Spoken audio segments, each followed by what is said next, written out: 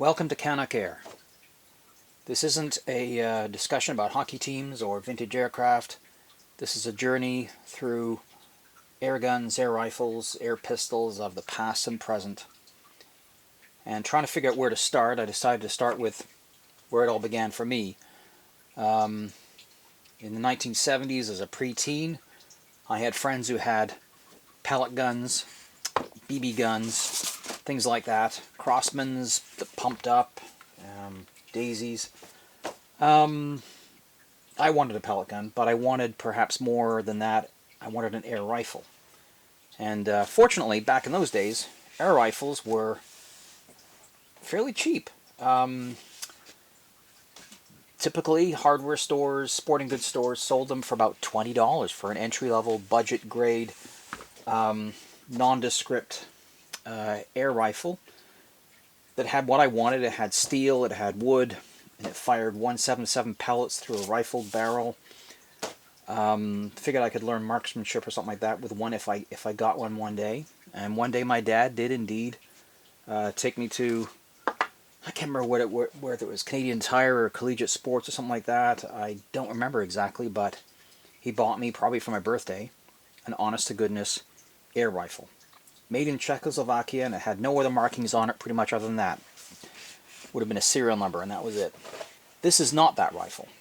This is a Slavia 630, made a little bit later than that, although the 630s were available back when I was a kid. But this is definitely a cut above the basic air rifles that I remember, and fondly remember, actually. Don't get me wrong. There wasn't much to my old gun. It was a bit crunchy to cock, and it pinged a little when you fired, but I shot it a lot, and I really enjoyed it. I only had it for maybe 5 years. It was passed on to the young son of a co-worker of my dad's, I think, and hopefully he had some fun with it for many years after that. But this here, as I said, is a Slavia 630.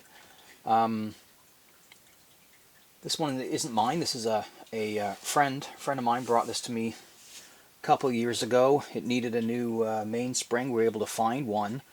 It was shooting a bit tired. Put a new spring in it, and things improved a bit, but not hugely. Refinished the stock because there's some scratches and chips on it that weren't doing it any favors. And cleaned it, lubricated it, and I was fairly impressed with the gun. I thought it was quite a nice package, and of course made in Czechoslovakia. Czechoslovakia dissolved into, or separated into, the Czech Republic and Slovakia in January 1993, so we definitely know this gun was made before that.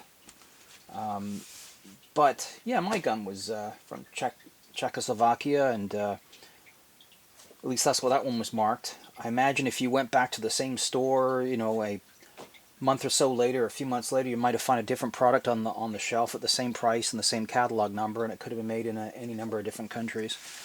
But it wouldn't have been quite as nice as this. This is a nice gun, and I rather liked it. Liked it enough that an opportunity came up a few weeks ago to get one of my own.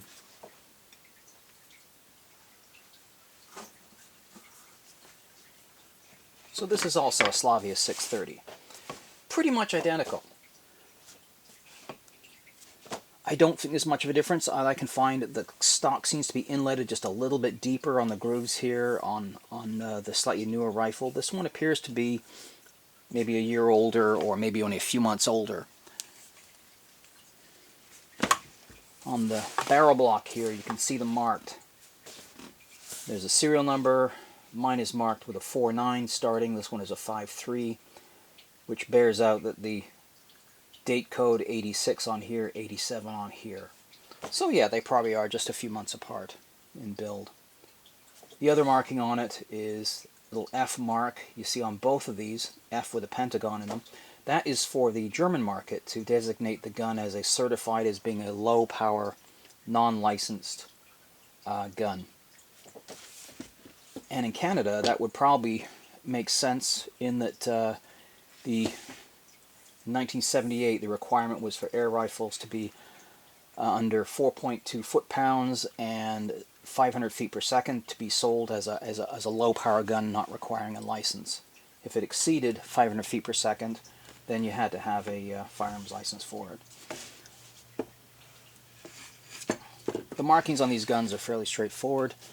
There's a logo there, which is CZ's logo. Company still in business today in the Czech Republic. Slavia 630 is supposedly the model, but then it also says Model 77 over here, and made in Czechoslovakia in between. We do have scope rails on this gun, which I did not have on my old gun back in the day. There is a safety, automatic safety. When you cock it, that pops out. You have to push it back in before you can fire. The rear sight on these guns is pretty basic, but sturdy. One screw for elevation, and for windage, you just simply click it back and forth. Not so bad. The front sight is a hooded sight, a lot different than the one that I had, which was a sharp little fin that would catch your hand when you're cocking the gun, especially my clumsy hands when I was younger. The gun I got just a few weeks ago came without a front sight. That's probably why I got such a good price on it. I had to make my own on it.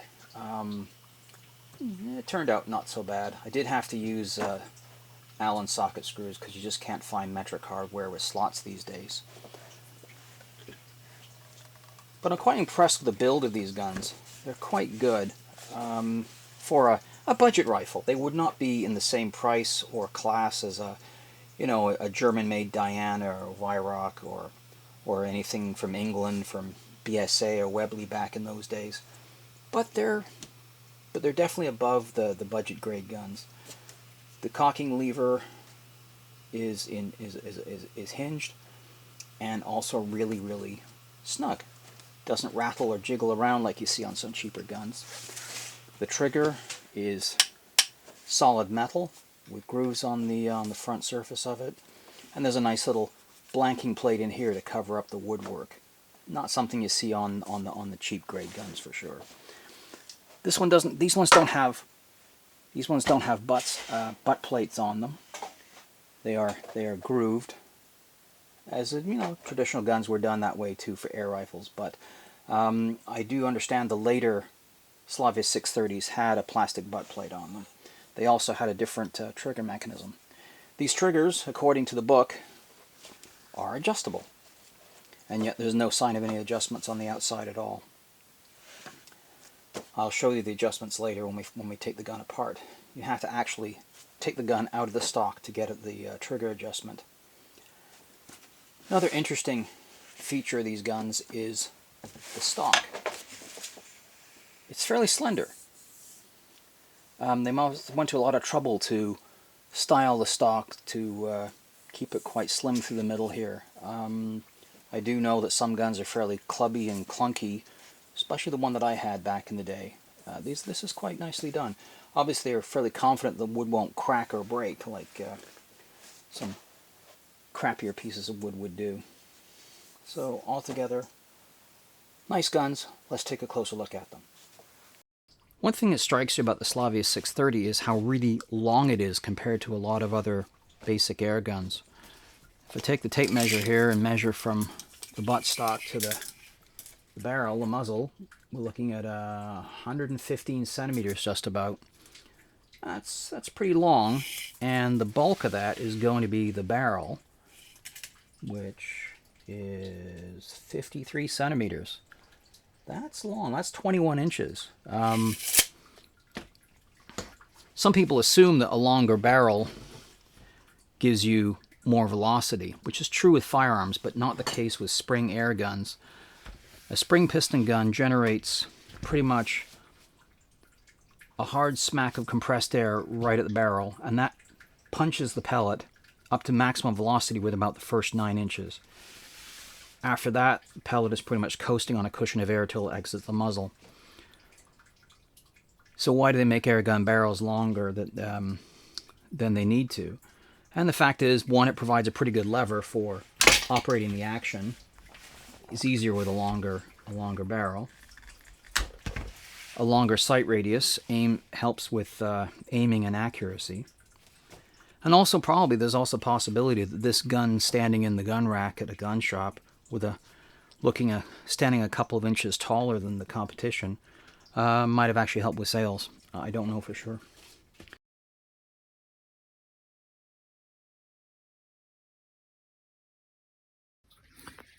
Now that we've got the action out of the stock, I can show you a couple of interesting things here.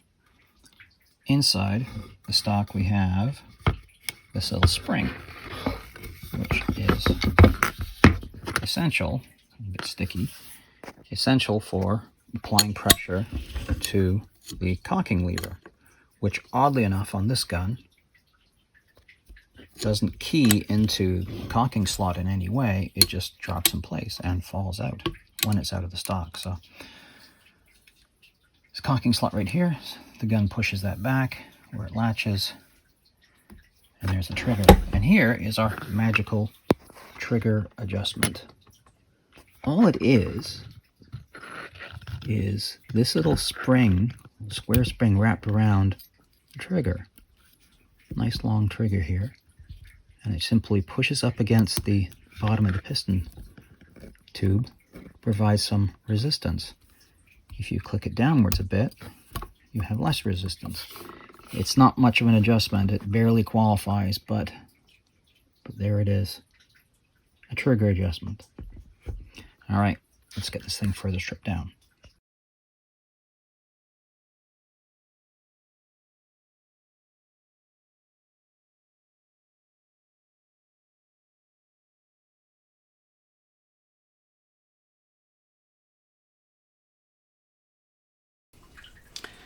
Well, here we have the 630 torn right down, about as far apart as I wish to take it at the moment. Although I will probably take apart the trigger mechanism to thoroughly clean everything in there. I do know the last one that I worked on, when I pulled the trigger mechanism apart, I didn't put it back together quite the correct way, and the gun didn't want to cock. So I'm going to have to be smart about that this time around.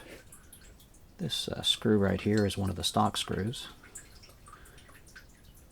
and they put that hole there to make it easier to unscrew the item from the barrel. I'll use a bit of a compressor to put the spring back in when the time comes, but I did know that they don't have a lot of preload on them. They don't come shooting apart like some guns do. Not easy to get put back together again. But a nicely made piece altogether. The stock screws go in directly into the piston tube from this angle, which is quite nice.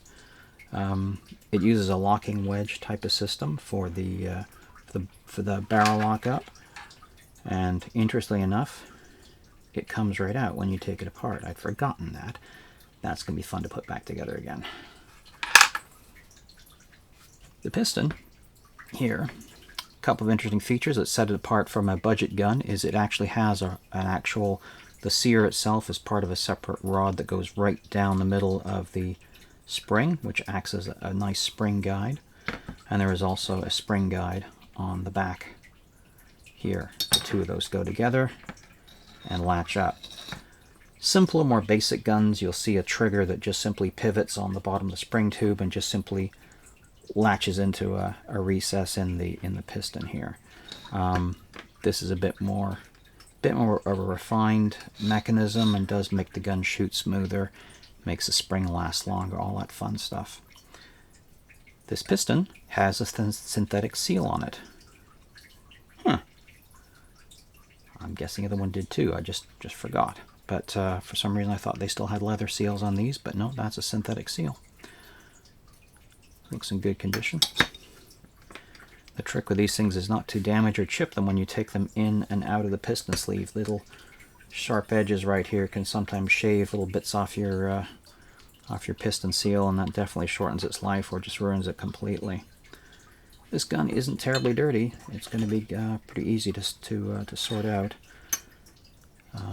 Yeah, I don't have to make a new leather seal or anything like that, which I've had to do on some guns. That one's in good condition, and this just needs to be cleaned, lubricated, and definitely a candidate for the ultrasonic bath. Get everything looking shipshape and put it back together again.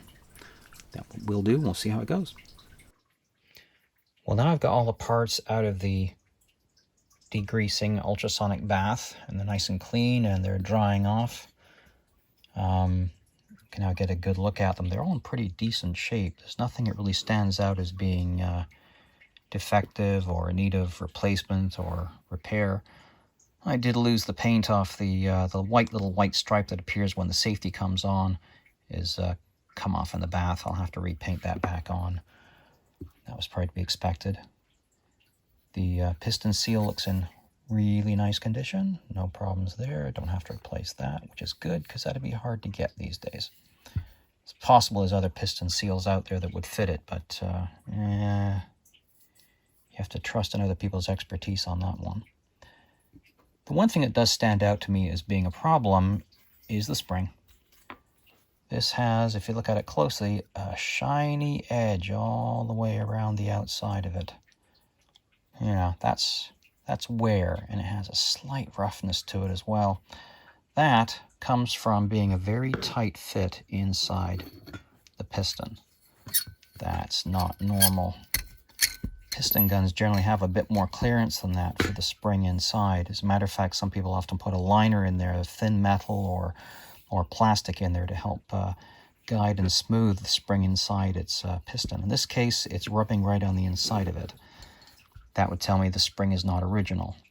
And that makes perfect sense since this gun was developing 540 feet per second average in that range, and that's just above the legal limit for a low-powered gun back in the days when this gun was made. 1978, the rules came in that any air gun with more than 4.22 joules of energy and 500 feet per second was to be treated as a firearm. So they weren't really easy for sale in ordinary hardware stores and things like that. And you lost a lot of your market share if you had to have people have firearms licenses. I did buy this one with my firearms license, so that's not a problem, but that tight fit of the spring does bug me. I don't really have a replacement for it. I could check the diameter of it. What I probably will do, though, is try to knock off the sharp edge with my by buffing it on my wire wheel bench grinder, just to smooth it out a bit, and that may help, but that's less than ideal. A replacement spring would be probably a better idea, but we'll have to see how that goes. Anyway, we'll stay tuned.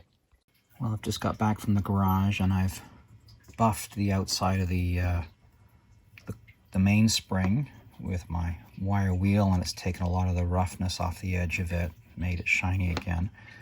It's not going to make it fit inside the piston any better. It's still going to be a tight, snug fit, I'll bet. But with lubrication and yeah, it's just going to have to do for the time being. I know what you're thinking. You want me to take apart the other gun, get out the spring, and then we can compare it dimensions-wise. Yeah, I guess I have to do that, don't I? All right, worry about that in a minute. Since I got the trigger thing apart, I thought I'd like to see this, because this is kind of what sets this gun apart from your budget guns. The piston, as I said, latches from this center stud right here, the center post, center guide, and it latches right up against this. This part moves up, nestles in there, and stops the piston from going forward because this can't come down. Why can't it come down? Because the trigger that it pushes into position stops it from moving. When you pull the trigger in this gun, pivoting it like that, this is the sear part right there. That allows that to drop, that allows that to go forward. So the trigger isn't holding back the piston and its spring, it's just holding back this little part right here, which has a fair bit of force on it, but the idea is to give you a better trigger pull. And it's adjustable, sort of. Right on the back of the trigger we see 6 little notches right there. There's 6 of them, and that will give you, in theory, 6 different places to put this little spring to push up against the bottom of the piston. It's not the cleverest idea in terms of trigger adjustment, but I guess it's better than nothing. The trigger feels pretty decent as it is. We'll evaluate it later when we have a chance to shoot it. Yeah, somebody definitely wanted to upgrade the power of this gun. We know it had to be a lower power gun because it does have the pentagon F marking on the barrel block. But this spring is clearly longer, and it's a bit chunkier too. I need both hands to measure this, so I'll figure out the stats and I'll let you know in a moment. Well, here's where we stand with the Slavia project so far. Our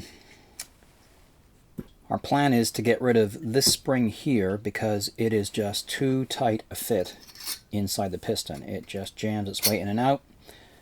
Bad for cocking, probably bad for the firing strobe. Well, one thing you can get your hands on easy enough are springs from Crossman's, and these are 3 of them right here. I don't have the original spring out of the other Slavia right now. I'll put it back in. So I ordered in some springs, a couple, and this is one I had on hand already. And kind of like Goldilocks and the 3 Bears, this spring, probably considered too light. This one is exactly what I wanted, and this one is just too darned strong.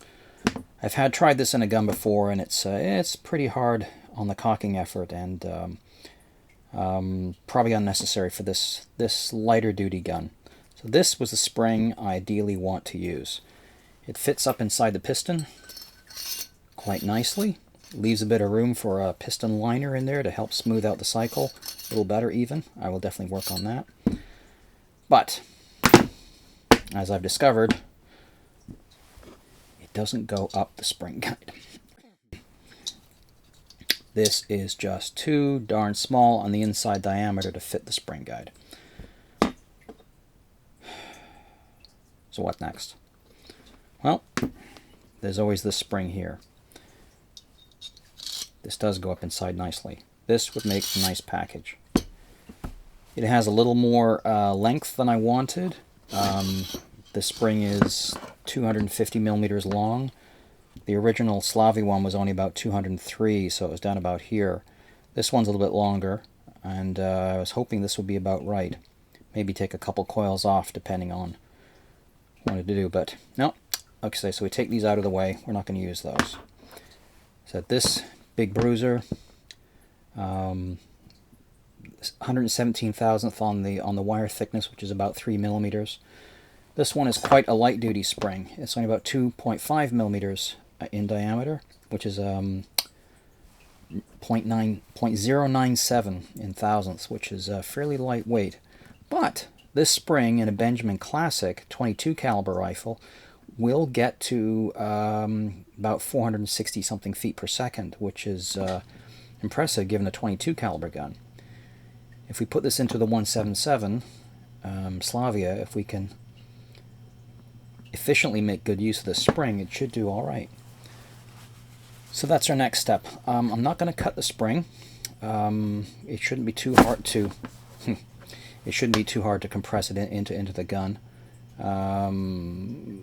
The other spring I thought would be put a bit too much load on it. My goal there is to stop the spring from vibrating back and forth during a shot cycle and vibrating against the walls. I like the nice thunk that this big fat spring was giving, but it is just too big for the job. So there we go. We'll put it in and see what happens. Well, here are the Slavia 630s, both fitted with their springs again and ready to shoot. Give them a test at the bench here just to be sure they're working properly. Let's grab a basic pellet here. This one is fitted with its original Canadian spec Slavia spring, which puts it well under 500 feet per second, at least the last time I tested it. Cocks nice and smoothly. It's a little awkward doing this in front of the camera, but nice lockup. Push off the safety, fire into the trap. Sounds fine. Sounds as it did before. Excellent.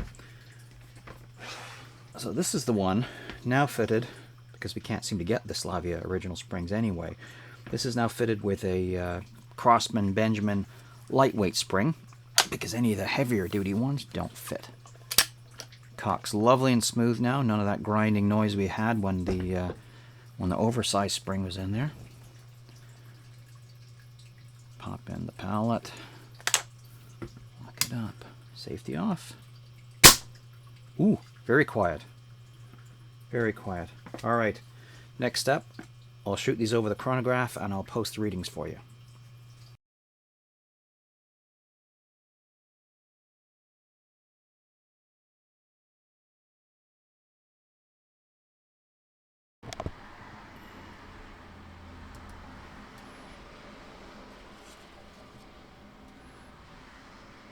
So here I am at the range.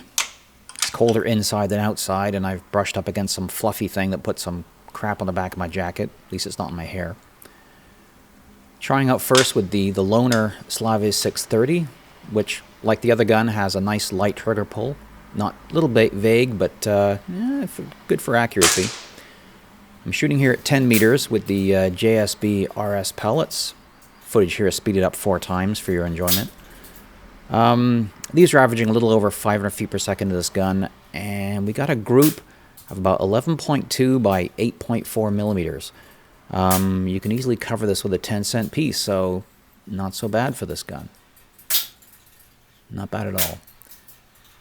With my gun with the Crossman spring in it, again using the 7.33 grain pellets, we're averaging 525 feet per second with these pellets. This group measures, at the end of it, 9.6 by 13 millimeters, which is close to the other one, but you need a nickel to cover it, just a little bit bigger. I don't read much into that. I'm sure if I shot a whole bunch of groups, they'd come out pretty much the same. Moving on to 20 yards, which is the full length of the indoor range. Naturally got a larger group with the same pellets. This ends up being 10.9 by 15.5 millimeters. So even a $2 coin won't cover this one. But I'm at the limit of what the precision of the sights my eyesight can manage at this range. I'm sure a scope would tighten things up a bit and show what these Slavias can really do. I did mean to bring an inexpensive 432 scope with me, but I forgot to put it in my bag. Maybe it was just as well. My fingers getting pretty numb by the end of things. But that leaves more experimenting for the future. But for now, thanks for watching. Consider subscribing, and we'll see you again next time.